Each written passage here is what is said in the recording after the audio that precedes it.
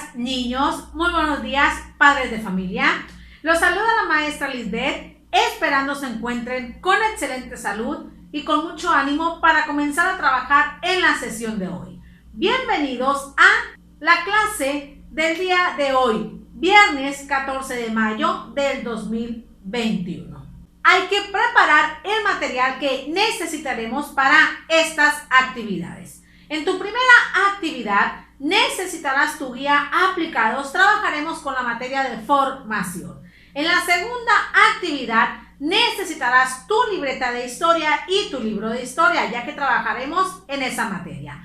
En la tercera actividad estarás necesitando tu guía aplicados y algunos cuerpos geométricos que yo te proporcioné en las clases anteriores, porque trabajaremos con la materia de matemáticas. Recuerda que si esos cuerpos geométricos no los tienes armados, puedes utilizar los dibujos que le envié a tus papás. Preparen todo su material para que no tengan distractores y que puedan llegar a un buen aprendizaje. Si tienen alguna duda, no se preocupen, me mandan mensaje y yo los ayudo de manera individual. Recuerda que las evidencias deben tener tu nombre, fecha, título e instrucciones y deben de ser claras para podértelas calificar. Las estaré esperando en el transcurso del día. No te desesperes, tómate todo el tiempo que tú necesites para que termines tus actividades, ya que tienes todo el día para enviarlas. Así que tómate tu tiempo. Te deseo muchísima suerte, prepárate porque vamos a comenzar.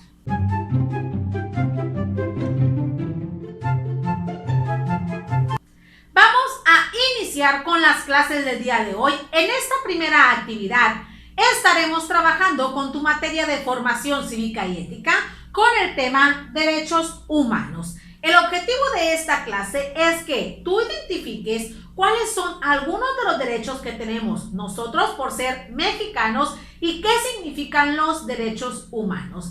Antes de iniciar, quisiera preguntarte, ¿identificas algunos derechos que tienes tú por ser mexicano? ¿Qué son los derechos humanos? ¿Qué instituciones promueven y protegen nuestros derechos? Bien, hay que estar concentrados porque yo te lo voy a decir. Los derechos humanos son libertades y atributos que necesitamos todas las personas para tener una vida digna. Los derechos humanos nos permiten establecer un desarrollo civilizado entre los pueblos. Sin ellos, no podríamos desarrollarnos de manera civilizada entre las comunidades. Los derechos humanos son universales. ¿Por qué son universales? Porque todos tenemos los mismos derechos y son individuales.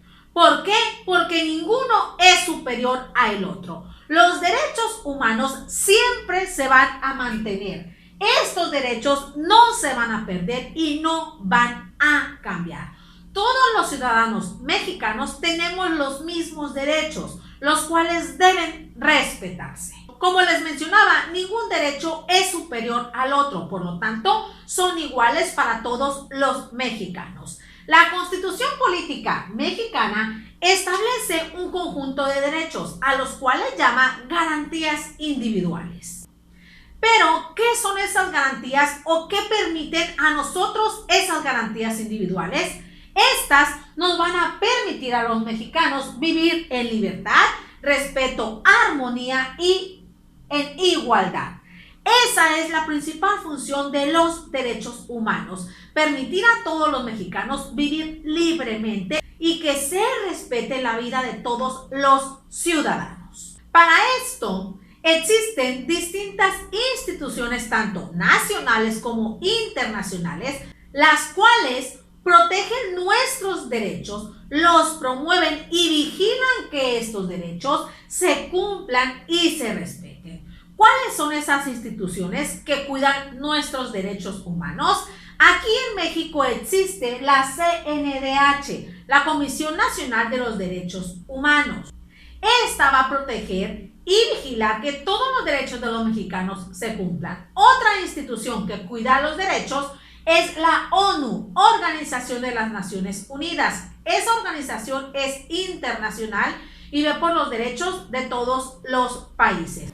Y finalmente también tenemos a la UNICEF. El significado de esta es el Fondo de las Naciones Unidas para la Infancia. Estas se encargan de vigilar que los derechos de los niños se respeten y no se violen. Como te das cuenta, estas instituciones nos protegen. Y si en algún momento tú tienes algún problema con la violación de tus derechos, puedes acercarte a cualquiera de estas instituciones o a tus autoridades correspondientes. Ya hemos venido hablando de todo lo que se refiere a los derechos, pero ¿cuáles son los derechos que tenemos nosotros como ciudadanos? Te daré algunos ejemplos. Primeramente, tenemos derecho a la vida, a la libertad, tanto de expresión, de opinar, etcétera, pero sin afectar a los demás. Otro derecho que tenemos es derecho a la educación. Todos los mexicanos tienen derecho a estudiar primaria, secundaria, preparatoria y universidad, etcétera. Todos los mexicanos también tenemos derecho a la justicia, a un nombre propio, a la familia, así como también a jugar, a la salud, que cuando tú estés enfermo, tus padres te lleven con un doctor para que te atienda esa enfermedad. También todos los mexicanos tenemos derecho a una alimentación y a no ser maltratados ni física ni psicológicamente. Estos son algunos derechos por los cuales han luchado todas esas organizaciones que les mencioné y estos derechos deben respetarse. Como te das cuenta, todos los derechos que tenemos nosotros por ser mexicanos son muy importantes porque estos nos permiten tener una mejor vida, nos permiten vivir de manera digna y armónica y en libertad. Pero como te mencionaba, si en algún momento algunos de tus derechos son violados o no se cumplen, tú puedes acudir a tu autoridad correspondiente o a algunas de estas organizaciones porque estas se encargan de que los derechos humanos se cumplan y se respeten al pie de la letra. Muy bien, niños, ¿quedó claro el tema de los derechos humanos? Espero estas explicaciones te puedan servir para que tú contestes la siguiente actividad. Pon mucha atención, por favor. Para que realices esta primera actividad, te ubicarás en tu guía aplicados, página 315. En el punto número 1 vas a escribir a qué derecho humano se refiere cada artículo de nuestra Constitución Política Mexicana que te muestran en los recuadros. En el punto número 2 vas a marcar con una palomita las acciones que deben seguir una persona cuando se violan sus derechos. Y en el punto número 3 vas a marcar con una X las situaciones en las que se protegen o defienden los derechos humanos. Tómate el tiempo que tú requieras para que realices esta actividad y cuando la termines nos pasaremos a la número 2.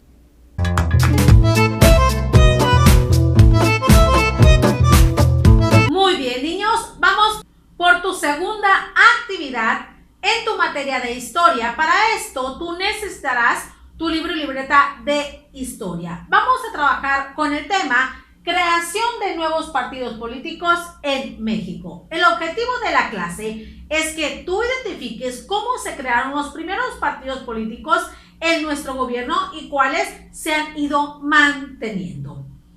Antes de iniciar, quisiera hacerte algunas preguntas. ¿Qué partidos políticos identificas tú que se desempeñan en nuestro país? ¿Para qué sirve un partido político? ¿Qué es un partido político? Ok, como te habrás dado cuenta, en nuestro país existen infinidad de partidos políticos. Estos buscan gobernar tanto una ciudad, un estado, un municipio o nuestro país. Pero, ¿cómo se formaron estos partidos políticos o cuáles fueron estos partidos políticos que se formaron primero en nuestro país? Pon mucha atención porque te voy a explicar cuáles son esos partidos políticos que surgieron después de la Revolución Mexicana, ¿sale? Después de la Revolución Mexicana, alrededor de 1918, ya existían partidos políticos, pero el número de estos partidos aumentó.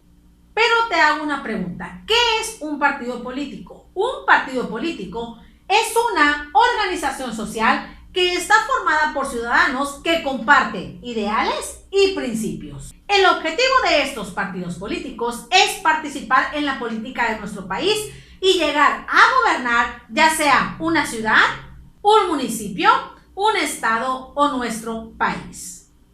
Este es el principal objetivo, gobernar a través de nuestras leyes. Pero ¿cómo surgieron o se desarrollaron estos partidos políticos y cuáles fueron los primeros que aparecieron en nuestro gobierno? A continuación te mencionaré algunos de los partidos políticos que surgieron después de la revolución y cuáles se mantienen en la actualidad. El primero que surgió fue el Partido Comunista de México en 1919. Después de 10 años, para 1929, se fundó el Partido Nacional Revolucionario, PNR. Este estaba conformado por sindicatos y organizaciones de distintos niveles de la sociedad. Este partido político, llamado Partido Nacional Revolucionario, se mantuvo por muchos años vigente en el gobierno mexicano. Mantuvo su poder en la política de nuestro país por muchos años. Pero posteriormente, en 1938, surgió una reformación. ¿Qué significa reformación? Una reestructuración que se mejoró. En estas mejoras que se le hicieron, cambio de nombre. ¿Cómo se le llamó? Se le llamó Partido de la Revolución Mexicana, PRM. Y estuvo integrado por militares, campesinos, obreros, etc. Por eso se le llamó una reformación de partido, porque se mejoró y reestructuró y lo cambiaron de nombre a Partido de la Revolución Mexicana, PRM 1938. Posterior a ese cambio, se vino la fundación de otro partido político, el cual fue llamado Partido de Acción Nacional, el PAN.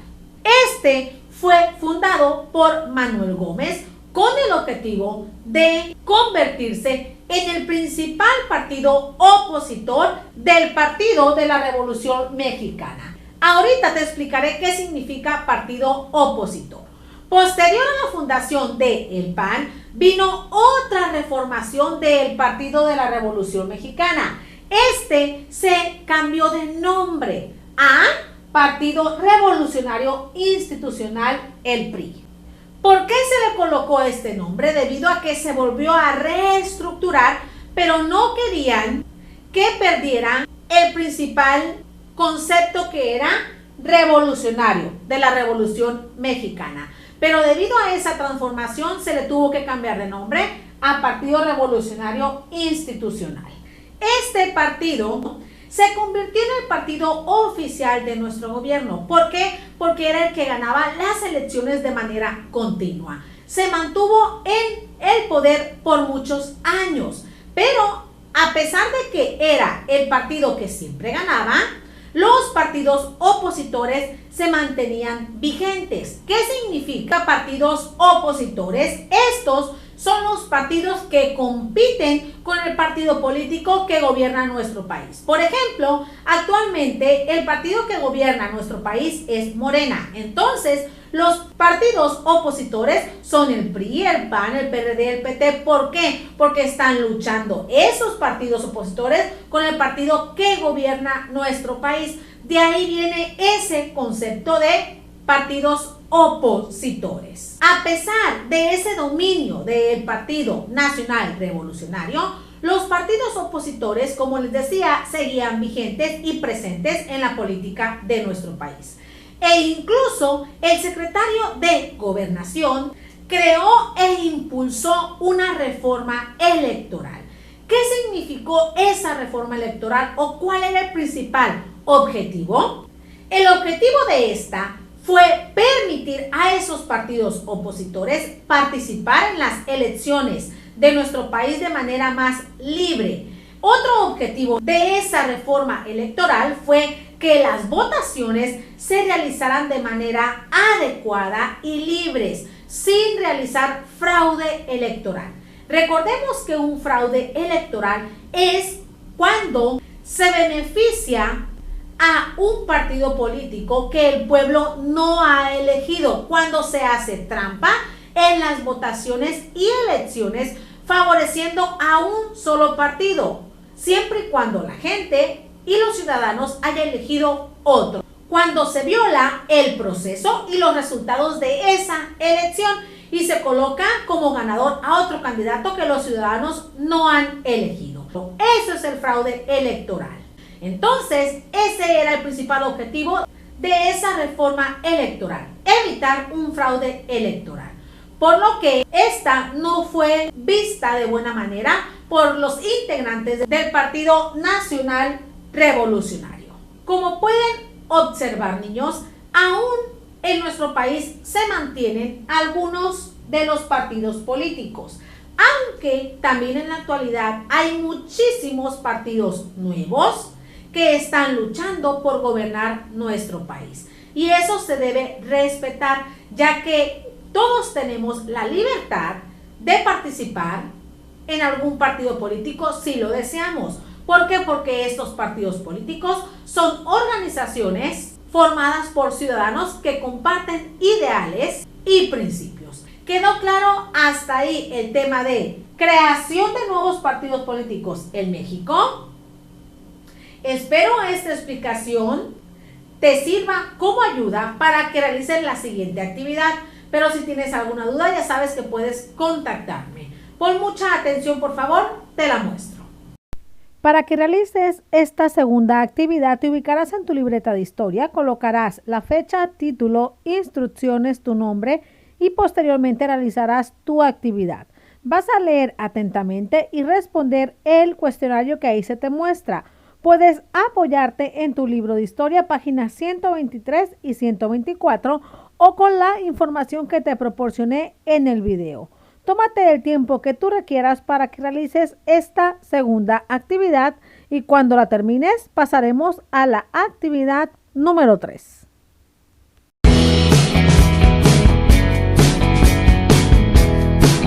Muy bien, niños, vamos por tu tercera y última actividad en tu materia de matemáticas con el tema cuerpos geométricos. Para esta ocasión, tú necesitarás tu guía aplicados y los cuerpos geométricos que te proporcioné anteriormente en otras clases. Si no los tienes armados, puedes utilizarlos mediante dibujos. Eso yo ya se los envié a tus papás. Hay que concentrarse, por favor. El objetivo de la clase es que tú identifiques el nombre de algunos cuerpos geométricos, así como también la cantidad de caras, aristas y vértices, y la diferencia entre los que son redondos y los que son poliedros. Antes de iniciar, quisiera realizarte algunas preguntas. ¿Identificas qué son las pirámides y qué son los prismas? ¿Por qué se diferencian los redondos de los poliedros? Ok. Primero te voy a explicar la definición de cuerpo geométrico. Un cuerpo geométrico es una figura geométrica que tiene ancho, alto y largo, como les muestro aquí. Estos cuerpos geométricos se dividen en dos, en redondos y poliedros. ¿Cuál es la diferencia entre estos? Que los redondos tienen partes curvas y los poliedros, todas sus partes son planas. Entre los redondos tenemos cono, cilindro y esfera. Y en los poliedros tenemos a los prismas y a las pirámides. Las pirámides y los prismas tienen distintas características y son diferentes. Ahorita te voy a mostrar qué diferencia hay entre un prisma y una pirámide. Primero, te mencionaré las características de los prismas. Un prisma siempre va a tener dos caras paralelas. Significa que estarán a los extremos y estas caras son las que le van a dar el nombre. Si la cara tiene una figura de cuadrado, este prisma se llama prisma cuadrangular. Si el prisma tiene como caras paralelas triángulos, se va a llamar prisma triangular. Si este prisma tiene como caras paralelas un pentágono, este prisma se va a llamar prisma pentagonal. Entonces, va a tener dos caras paralelas, las cuales le van a dar su nombre. Otra característica de los prismas es que sus caras laterales siempre son rectangulares. Siempre van a tener forma de rectángulo las caras laterales de todos los prismas. Y finalmente, estos prismas deben tener caras, aristas y vértices. Ahorita te explico qué significa cada uno de estos. Hasta ahí queda entendido las características que debe tener un prisma. Ahora te explico las características de las pirámides. Las pirámides tendrán solamente una base. Esta base es la que le dará su nombre. Si la base es un cuadrado, esta pirámide va a llamarse pirámide cuadrangular. Si la base es un triángulo, esa pirámide se va a llamar pirámide triangular. Otra característica de las pirámides es que sus caras laterales siempre van a tener forma de triángulo, miren. Ahí está. Todas sus caras laterales siempre van a tener forma de triángulo. Y finalmente, las pirámides tienen cúspide, es la puntita. Ahí se cruzan todas las caras, todos los vértices y todas las aristas. Otra característica, al igual que los prismas, son que estas pirámides deben tener aristas, caras y vértices. Hasta ahí quedó claro las características de las pirámides y de los prismas. Ahora te explicaré qué significa cara, vértices y aristas. Como recordarás, se mencionaba en otras clases que todos estos cuerpos geométricos, tanto redondos como poliedros, deben tener caras, aristas y vértices. ¿Qué significa cada uno de estos? Las caras son las figuras que se forman, son las bases. Por ejemplo, aquí están las del cubo, miren, esta es su cara. Todas las figuras que se forman son las caras de ese cuerpo geométrico. Ahora, ¿qué son las aristas? Las aristas son las líneas de ese cuerpo geométrico donde se unen las caras, miren. Ahí está. Todas las lineecitas son las aristas. ¿Y qué son los vértices? Los vértices es el punto o esquina donde se cruzan las aristas. Fíjense bien. Son todas las esquinitas donde se cruzan esas aristas y siempre forman una esquina o un ángulo, independientemente de qué grado sea, pero tiene que formar un ángulo o una esquina. Esos son los tres elementos en el que coinciden tanto prismas, pirámides y algunos cuerpos redondos. ¿Sale? Ahorita yo te voy a explicar cómo poder identificar cuántos aristas, cuántos vértices y cuántas caras tiene un cuerpo geométrico. Primero tenemos aquí este cuerpo geométrico. Díganme ustedes si es un prisma o es una pirámide. Obsérvenlo muy bien. Es este que tenemos aquí. Es un prisma, ¿verdad? ¿Y cómo se llama? Si sus caras paralelas son cuadrados. ¿Cómo se llamará? Prisma cuadrangular. Ahí está. Ahora, vamos a identificar cuántas caras tiene. Recuerden que pueden enumerarlas para que no se me confundan. Vamos a empezar de aquí. Una cara. Una, porque es la figura que forma. Dos caras. Tres caras. Cuatro caras. Y esta ya no la cuento. Vamos por esta. 5 caras, 6 caras. Quiere decir que el prisma cuadrangular tiene 6 caras. Ahora vamos a identificar sus aristas. Recuerden que las aristas son las líneas. Hay que marcarlas para no repetirlas, ¿sale? Empezamos. 1, 2, 3, 4. Aquí tenemos 4, ¿sale? 5, 6, 7, porque esta ya está marcada, ¿sale?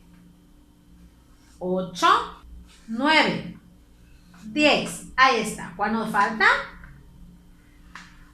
11, 12. Son 12 aristas. ¿Por qué 12 aristas? Porque son 12 líneas. ¿Hasta ahí vamos bien? Ahora vamos a identificar los vértices. Los vértices son las esquinas. Una esquina, 2 esquinas, 3, 4. Ahí está. Vamos con el otro lado. 5, 6, 7, 8 vértices. Entonces, el prisma cuadrangular tiene 6 caras, que ya las contamos. 12 aristas, que también ya las marcamos. Y 8 vértices, que son las esquinas. ¿Sale, niños? Ahora vamos a identificar cuántas caras, vértices y aristas tiene este cuerpo geométrico. Primero, dime tú, ¿cómo se llama? ¿Prisma o pirámide? Pirámide, ¿verdad? ¿Qué figura tiene como base? Un cuadrado. Entonces, ¿cómo se va a llamar? Pirámide cuadrangular. ¿Sale? Ahora, vamos a identificar sus caras. Las caras, recuerden que son las que están tanto laterales como su base. 1, 2, 3, 4. Y la de abajo, 5. Entonces, esta pirámide cuadrangular tiene 5 caras. Ahora vamos por las aristas, son las líneas. Marcamos 1, 2, 3, 4, pero nos faltan las de abajo. 5, 6, 7, 8. 8 aristas porque son 4 de la base y 4 en lo de arriba. Ahora vamos con los vértices. Los vértices, recuerden que son las esquinas y la cúspide es un vértice. 1, 2, 3, 4, 5. 5 vértices. Entonces, esta pirámide cuadrangular tiene 5 caras, 8 aristas y 5 vértices. Así ustedes pueden identificar cómo calcular la cantidad de caras, vértices y aristas de cualquier cuerpo geométrico. Te mostraré un cuerpo geométrico redondo, el cual es el cono. A ver, ¿cuántas caras tiene? ¿Cuántas caras ves tú? Esta de aquí de enfrente y esta. Entonces quiere decir que el cono va a tener 2 caras. Ahora vamos a ver cuántas aristas tiene. Fíjate bien. ¿Cuántas aristas tendrá? ¿Cuántas líneas tiene el cono? Esta de este lado y esta de este lado. Entonces quiere decir que tiene 2 aristas. Ahora, ¿cuántos vértices tiene este cono? ¿Dónde se unieron los aristas? Aquí abajito quiere decir que tiene un vértice. En algunas ocasiones va a haber cuerpos geométricos redondos que solamente tengan aristas y caras. Algunos no tienen vértices, como la esfera y el cilindro, esos no tienen vértice. ¿Quedó claro el tema sobre cuerpos geométricos?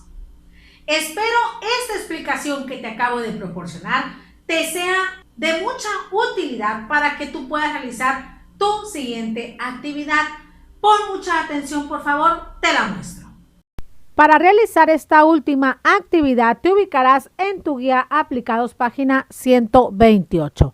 En el punto número 1 vas a completar la tabla e identificar el nombre de cada uno de los cuerpos geométricos, sus caras, aristas y vértices. En el punto número 2 vas a observar cada una de las cajas que hay en la tienda de regalos y vas a realizar las indicaciones que te expresan en cada una de las oraciones. Tómate el tiempo que tú requieras para que realices esta última actividad. Excelente, mis niños, llegaron al final de su clase. Me dio mucho gusto estar esta semana con ustedes. Les mando un fuerte abrazo y un beso de parte de su maestra, que espera verlos muy pronto. Cuídense mucho, cuiden a su familia y si van a salir, tomen todas las medidas necesarias para cuidar su salud. Espero verlos el día lunes. Que tengan un excelente fin de semana. Bye.